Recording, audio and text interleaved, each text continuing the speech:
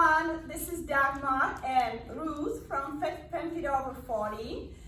Today we are doing some back extension exercises as well as working on hip extensors, those hamstrings, but we'll explain it a little bit more throughout the exercises. So it's going to be 3 exercises. The Swan, that's a good one, really improving your posture and strengthening the back extensors. Excellent for so that. we won't end up like this more and more. And then we have some single leg kicks and double leg kicks, and that back extension is still happening in these exercises. So really, really great stuff for improving our posture, working on those weaknesses and strengthening those muscles that really need it. Yep. All right, so we're gonna get to work. Dagmar's gonna show us either the full version or the more advanced version, and I'm gonna be taking us through more of a modification when needed, okay? So we're gonna start with our extension work, and she might even wanna warm up her spine before she goes into the full Swan, yeah? I know I might. Okay, so we start by sending the sacrum, this is the bone right here, right at the top of the glutes, down towards your feet, so that you get a little bit of length through that lower back, because it's important that you're coming up into extension with the upper back, okay? Shoulders drawn away from the ears just a little bit, so push them down. Think of length through the neck. And as we start to lift, I want you to imagine a marble underneath your nose, okay? So we're gonna keep the arms down as we start to come into a little bit of that baby extension, lifting slowly, rolling that marble, and just wherever it feels comfortable for you, and then just coming right back down again. And as you warm up and the spine starts to feel like, okay, I can handle more, you can go a little bit higher when the spine feels ready, and back down. You know, when I heard that cue about the marble rolling, first time ever, I didn't really understand what that was about. Me too. It was like, what is Right, because the minute my nose gets here, but you don't want to do immediately this, people. So I'm lifting from my neck right now instead of thinking of the head being the initiator, right? So you start to gently roll that marble out and then come into that extension. So I'm going to go ahead and stay with this today, and then as Dagmar gets a little more loosened up, she starts to come higher and higher. And we might even go into a little bit of Swan, like a modified Swan dive, where she comes down and lifts the legs and goes into that hip extension movement as well.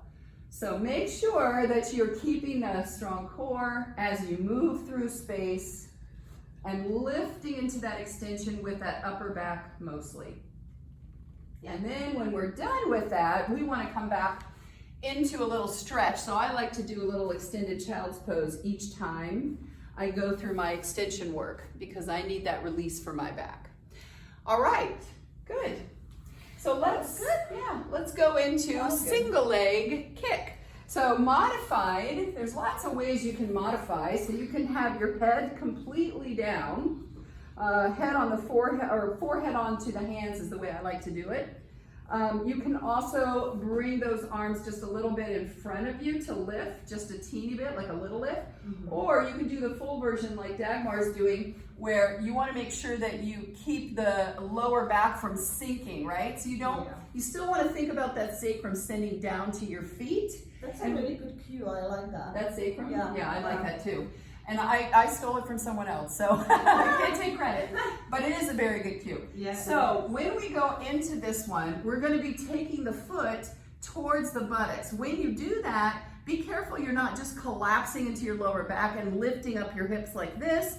Send your pubis bone into the floor, and you just give it a kick, and then you drop it back down. So we're going to just do one kick to start, okay? So we want to kick and drop it back down. You should feel some engagement of the hamstring and then some stretch of the front of the thigh, okay? And now we're gonna add a little pulse to it. So we kick, kick, lengthen all the way to the floor. And kick, kick, lengthen all the way to the floor. So for me, I'm feeling a little bit more of that mobility through the front of the thigh and not as much of the scapular stability that Dagmar is getting. I feel it all. And so I think that it's also kind of important that the hips gonna stay down. The hips have to stay planted because they want to lift like so when we kick, especially if we're tight through the front of the thigh. All right, good. And so now we're gonna move on to double leg kick. All right, so for double leg kick, I like to have everybody start with their forehead down, turn, and let's face the camera so we can see what we're doing here.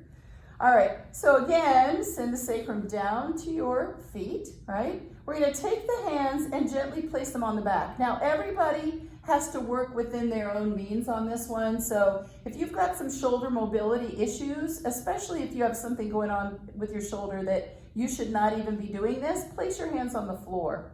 Allow your shoulder blades to open that way. So when the hands come onto the back, you're gonna allow the elbows to open. Now, Dagmar, I don't know Now my shoulders are really tight. Look Yeah, at I this. see that, I see that. So She may even wanna go here, but let me show you, if you're doing the full version of this, you would interlace your fingers, but it's gonna become more challenging to open those shoulders when we do this, okay? Shoulders than I do. So yes, we wanna make sure that we're working towards whatever works for you. So opening the shoulder blades. Now, when we come to the center, we're gonna extend the fingers down to the feet, turn the head neutral, and then lift into that same extension we did for the swan.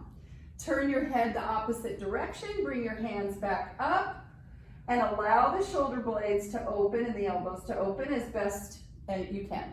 All right, bring it back to the center, go into your extension, and then turn your head and bring the arms back up again.